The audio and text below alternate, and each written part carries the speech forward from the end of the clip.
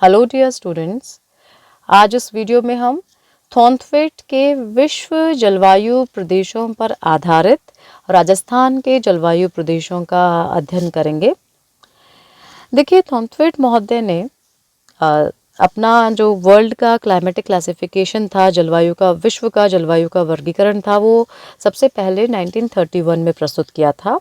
उसके बाद उसमें कुछ परिवर्तन करके और कुछ चीज़ें परिमार्जित करके उन्होंने 1933 में उस क्लासिफिकेशन को फिर से प्रस्तुत किया और फिर इन्होंने 1948 में अपने वर्गीकरण का संशोधित रूप भी प्रस्तुत किया। कोपेन की भांति थॉर्नथवेट ने भी ये स्वीकार किया कि वनस्पति जलवायु की सूचक होती है तथा वनस्पति पर वर्षा की मात्रा तथा तापमान का पर्याप्त प्रभाव होता है, परंतु वाष्पीकरण को भी ध्यान में रखना होगा इसके लिए। इसी आधार पर उन्होंने वर्षण प्रभावितता यानी प्रेसिपिटेशन इफेक्टिवनेस तथा तापमान प्रभावितता टेम्परेचर इफेक्टिवनेस को जलवायु प्रदेशों के सीमा निर्धारण में महत्व प्रदान किया।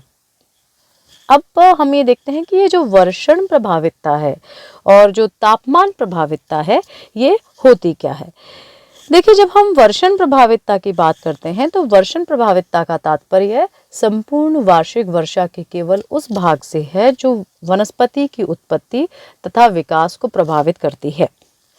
इसके लिए इन्होंने वर्षण प्रभावितता अनुपात यानी प्रेसिपिटेशन इफेक्टिवनेस रेशियो, जिसे शॉर्ट में हम कहेंगे पीई रेशियो, का कैलकुलेशन किया।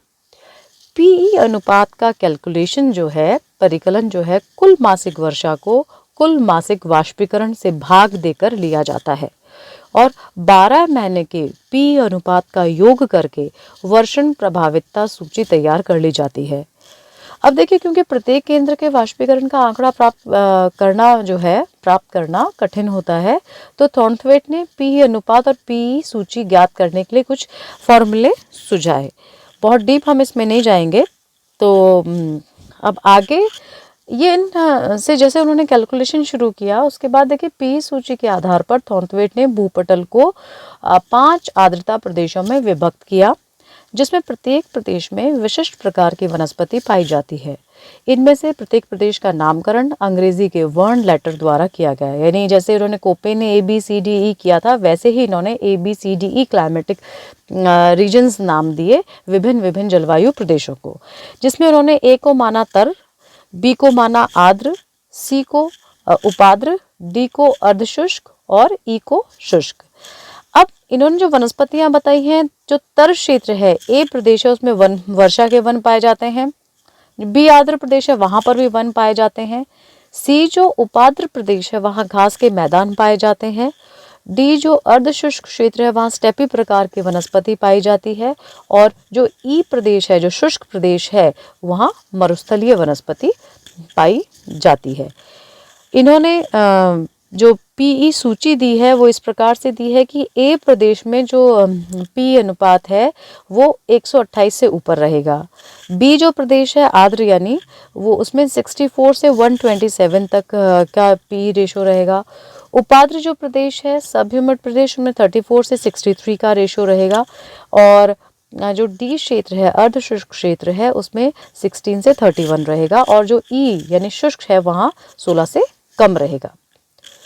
अब देखिए, मौसमी वर्षा के वितरण के आधार पर ये जो इन्होंने प्रदेश बताए हैं, तो आर्द्रता प्रदेश, उनमें से प्रत्येक को 4 उपभागों में विभक्त किया। जैसे ABCDE आर्द्रता प्रदेश हैं, तो ए को उन्होंने विभक्त कर दिया AR, AS, AW, AD। B को कर दिया BR, BS, BW, BD। सी को कर दिया CR, CS, CW, CD। D को कर दिया DR, DS, DW, DD। ई को कर दिया ER, ES, EW, ED। यानी इन्होंने 20 सब रीजन्स, 20 उप प्रदेश बताए हैं इनके। अब देखिए यहाँ पे RSWD का मतलब क्या है। R का मतलब है वर्ष भर पर्याप्त वर्षा, S का मतलब है ग्रीष्मकाल में न्यून वर्षा, W का मतलब है शीतकाल में न्यून वर्षा और D का मतलब है सभी मौसम में न्यून वर्षा।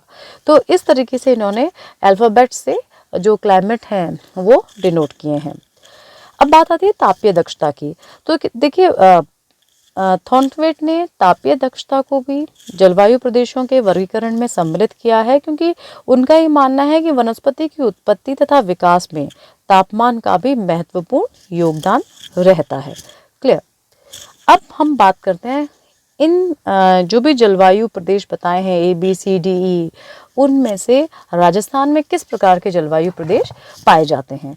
तो देखिए थॉर्नथवेट के अनुसार सबसे पहला जो एक जलवायु प्रदेश है वो है CA, ये अपॉस्ट्रोफी को अपन कंसिडर करेंगे A में W, CA-W, ठीक है। तो CA-W ये A- इसलिए दिया गया है क्योंकि उन्होंने और भी फर्दर वर्गीकरण प्रस्तुत किए जिसमें A और A साथ ले लिया, तो अब A को A से अलग करने के लिए उन्होंने इस चीज़ को कंसिडर किया है। तो CA-W को हम कहेंगे उपाद्र जलवायु प्रदेश। देखिए इस प्रकार का प्रदेश अधिकांशतः दक्षिण पूर्वी उदयपुर, बांसवाड़ा, डूंगरपुर, कोटा, बारां, झालावाड़ आदि जिलों में पाया जाता है। यहाँ वर्षा ग्रीष्म ऋतु में होती है, शीत ऋतु प्रायः सूखी रहती है और यहाँ पर सवाना तथा मानसूनी वनस्पति जो है वो पाई जाती है। तो पहला जो प्रदेश हुआ वो क्या हुआ, CA-W। और इस प्रकार से इन्होंने पूरे राजस्थान को इनके जलवायु प्रदेशों के आधार पर 4 जलवायु प्रदेशों में हमने विभक्त किया है। तो पहला ये क्लियर हो गया आपको। अब दूसरा जो है वो DA-W यानी उष्ण आर्द्र जलवायु प्रदेश। ये अपॉस्ट्रोफी A जो आपको ध्यान रखना है D के बाद में, उसको आपको माइंड में रखना है इस चीज़ को। इस प्रकार की जलवायु में ग्रीष्मकालीन तापमान ऊंचा रहता है, वर्षा कम होती है तथा अर्ध मरुस्थलीय वनस्पति पाई जाती है। राजस्थान का अधिकांश भाग जैसे बाड़मेर व जोधपुर का अधिकांश भाग, बीकानेर, चूरू व झुंझुनू का दक्षिणी भाग, सिरोही, जालौर, पाली, अजमेर, उत्तरी चित्तौड़गढ़, बूंदी, सवाई माधोपुर, टोंक, भीलवाड़ा, भरतपुर, जयपुर, अलवर आदि जो जिले हैं वो इस प्रकार के जलवायु प्रदेश में पाए जाते हैं। देखिए मैप में मैं आपको दिखाना चाहूँगी, ये जो क्लाइमेटिक रीजन का मैप कुपेन का हम बात करें तो सबसे पहला जो अपन ने CA-W जो डिस्कस किया था, ये वाला जो क्षेत्र है CA वाला, ये फर्स्ट जो क्लाइमेटिक रीजन अपन ने डिस्कस किया था। उसके बाद इन्होंने जो डिस्कस किया है DA-W वाला जो अपॉस्ट्रोफी C'-AW वाला जो रीजन है वो इस तरीके से आएगा। ये वाला पूरा जो क्षेत्र है वो इसके अंतर्गत सम्मिलित किया गया है। तो जब आप आंसर लिखेंगे तो आपको ये मैप बनाना पड़ेगा, तो ये जो डिवीजन है मैप में ये आपको ध्यान देना पड़ेगा। क्लियर। अब हम आगे चलते हैं। जो तीसरा जलवायु प्रदेश है थॉर्नथवेट का वो है B'-W को हम B- कह दीजिए आप और W, तो ये है अर्ध शुष्क जलवायु प्रदेश। B'-W वाला जो एरिया आ गया वो अर्ध शुष्क जलवायु प्रदेश। तो इस प्रदेश के भागों में शीत ऋतु छोटी और शुष्क होती है, लेकिन ग्रीष्म ऋतु जो है वो लंबी और वर्षा वाली होती है। यहाँ कटीली झाड़ियाँ और अर्ध शुष्क मरुस्थलीय वनस्पति पाई जाती है। राजस्थान के उत्तरी भाग जैसे गंगानगर हुआ, हनुमानगढ़ जिला हुआ, चूरू हुआ, बीकानेर हुआ, ये सारे जो हैं ये इस DB-W वाले प्रदेश के अंतर्गत आते हैं। मैप में अपन करेंगे DB-W वाला जो क्षेत्र है वो ये वाला क्षेत्र है। जो ये क्लाइमेटिक रीजन है, ये संपूर्ण जो क्लाइमेट उत्तरी राजस्थान वाला जो भाग है ये DB-W वाले क्षेत्र के अंतर्गत आएगा, यानी उष्ण शुष्क जलवायु प्रदेश के अंतर्गत आएगा।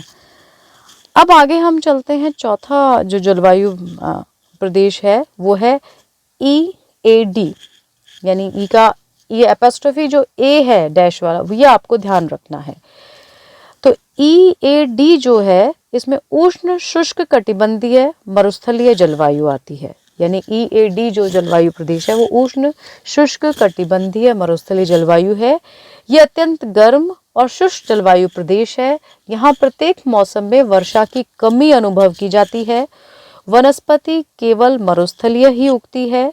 राजस्थान की मरुस्थली में जो स्थित जो क्षेत्र हैं उसमें बाड़मेर, जैसलमेर, पश्चिमी जोधपुर, दक्षिण पश्चिमी बीकानेर आदि जो जिले हैं इसके अंतर्गत आते हैं। मैप में अगर हम इस वाले क्लाइमेटिक रीजन को, उष्ण शुष्क कटिबंधीय मरुस्थलीय क्षेत्र को दिखाना चाहेंगे, तो ये वाला जो रीजन है, वेस्टर्न राजस्थान वाला ये जो पोर्शन है, ये इसके अंतर्गत आएगा।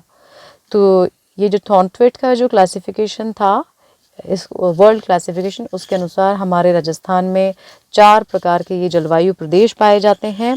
और आपको ये इम्पॉर्टेंट है, वैसे थॉर्नथवेट का जो क्लासिफिकेशन है ये काफ़ी साइंटिफिक क्लासिफिकेशन है। कोपेन का भी मान्य है, लेकिन ये सर्वमान्य है क्योंकि साइंटिफिकली इन्होंने एनालाइज करके पूरे विश्व को थॉर्नथवेट ने इस क्लाइमेटिक डिविजन्स में बांटा है। तो मैं आशा करती हूँ आपको ये समझ में आ गया होगा। अब इसको आप ध्यान से नोट्स भी बनाइएगा और PDF नोट्स मैं अवेलेबल करवा दूंगी, और इसको आप ध्यान में रखिएगा क्योंकि एग्जाम्स में क्वेश्चन इसमें से भी पूछे जाते हैं।